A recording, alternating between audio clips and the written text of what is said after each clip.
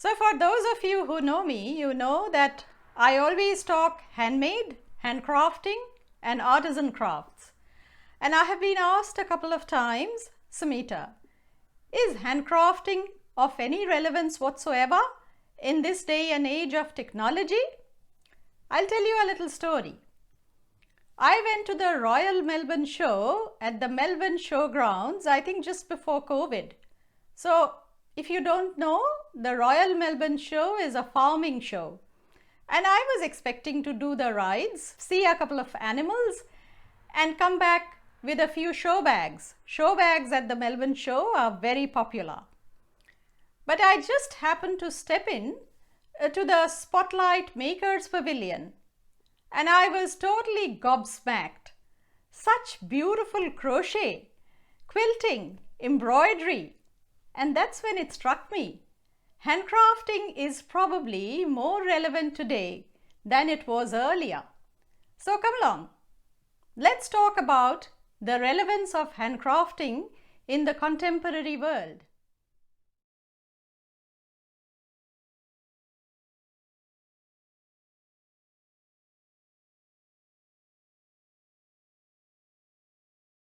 Those of you who do not know me, or probably are joining me for the first time, I am Samita.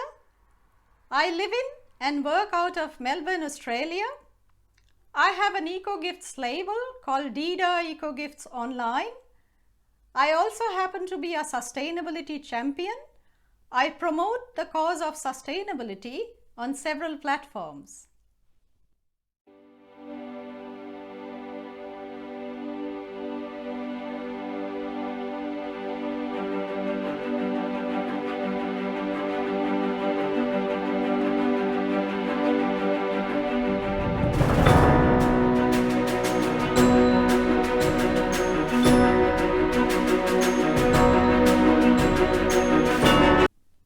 Handcrafting has a very high wellness factor. Activities like crochet and knitting exercise the digits. They also mitigate dementia, depression, anxiety. It's coming from the horse's mouth. I have been married to a mental health professional since donkey's years. This is Nima. Nima is a master spinner. She is well into her 70s. And Dolma. So Dolma you'll see in the next clip. Dolma is 80 or even 85. Who knows? But look at how nimble these women are with their fingers. So that's Dolma. Dolma's strength lies in knitting. She is a master knitter.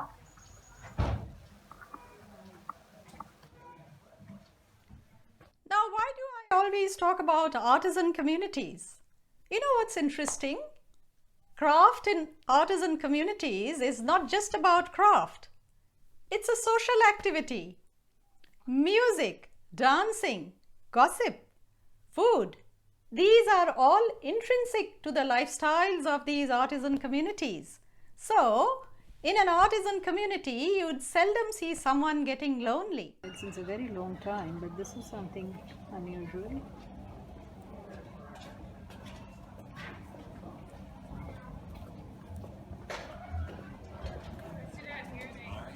So you're splitting the yarn, right? I'm picking up, so there's a stitch here. Yeah. And you just put that over the top, so you're literally lifting it Yes, over. I understand. And then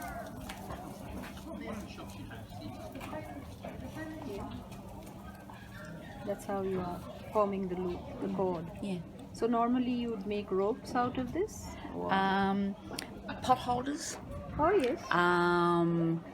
or a holder where you can put a teapot onto it. Yeah. It just depends what you want it as. And then when I've finished it, like when I'll just cut off the thing and just go around edge it off, and then just thread the loose cotton back down through there to give it a finish. And when I'm joining it, I just join the two and go together. Then I push that down into there, so you can't really see And what's where going. did you learn it from? From a mother, grandmother, or I wouldn't think any institution would be teaching I've learned it when I was a child. As exactly. kids, I thought as yes. And because wooden cotton reels were very plentiful back then, you see. So and just a few tacks out of in the shed and a skewer. My grandmother, and we used to make toys out of these. We'd string them together. Yes. And my grandmom and my mum. They were like the Suffolk the puffs. cotton. Yes. Because I do Suffolk puffs as well. Do that. But yes, it just uses up the wool and absolutely. And you're making something useful. Yes. With very little, just. Exactly, and then I'll just leave it in one of the cottages, and they can put their teapot on it or something like that. It's just 4 nails and the inside of a spool of cotton. Yep. I don't know if they sell cotton like this. They wool, have wool, not cotton, wool. Wool, yes. And I always forget how to start it off, so I just go into it. Can I take your video? What's your name? I'm Sandy. I'm Sandy. So this is the beautiful Sandy who's taught me something new today. Craft can save you a pretty penny. The entire genre of applique evolved out of the need to repair old clothes. And if you refer back to the Second World War, greatcoats were being made out of blankets and wedding dresses were being fashioned out of bed sheets. It may not appear to be a lot, but at the end of the day, if you embrace make, do and mend, you can save a few dollars. Crafts are great for little people, the children. Time out from screen.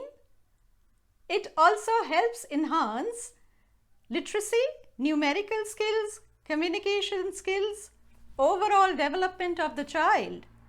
For instance, if you wear coordinated parent and child aprons, encourage your child to do simple chores in the kitchen, for instance, tossing a salad or baking a muffin.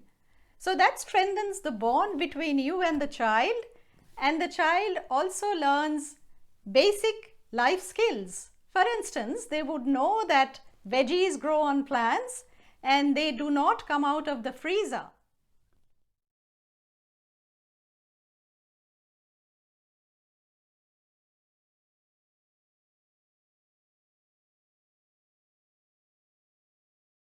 You can give back to the community through crafts.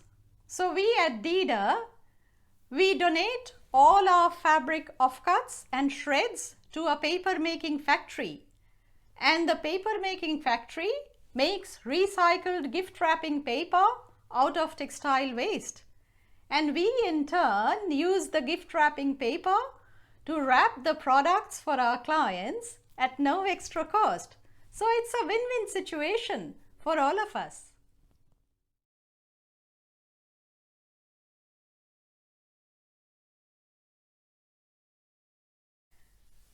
A handcrafted gift can convey feelings and emotions that no present bought at a shop can match.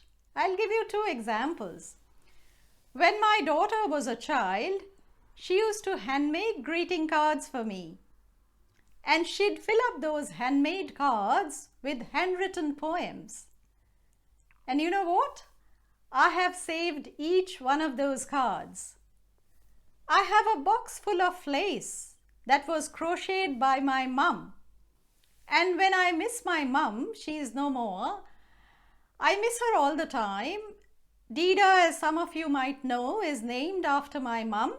So when I miss her, I open that box and I rummage through the pile of patinated lace. Every birthday or Mother's Day, I would get handmade cards from my daughter. Now, all of these were made by her. Some of these had, as you can see, little bits and pieces. Now, There are two which are my particular favorites. This was a book of poems which was created by her. So this is a little booklet filled with poems she had handwritten for me. And have you seen the big one? The lovely red big card that she had created for my birthday. And this card had little envelopes inside, and each of these envelopes had handwritten notes within. So these are little notes, and she said, I learned about love from you, watching your caring ways. I learned about joy from you, from our fun-filled days. And this was from a girl who was about 11 or 12. My daughter's grown up now. She's an accomplished professional. But when she goes away, when she's traveling, she's away from me, I revisit. I read these cards over and over again.